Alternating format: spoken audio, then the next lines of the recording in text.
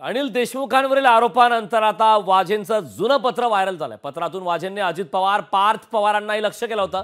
पत्रात पार्थ पवारांनी गुटखा किंग दर्शन घोडावत भेटीचा दावा करण्यात आला। अजित पवार, पार्थ पवारांच्या वतीने घोडावत यांनी गुटखा व्यावसायिकांकडून 10 कोटींची मागणी केल्याचाही दावा या दरम्यान आता करण्यात आला। देशमुखांवरील आरोपानंतर वाझेंचं जुनं पत्र व्हायरल झालं। देशमुखांवरील आरोपपत्रानंतर हे पत्र व्हायरल झालं, ज्यामध्ये वाझेंनी अजित पवार आणि पार्थ पवारांनाही लक्ष केल्याची माहिती आता समोर आली।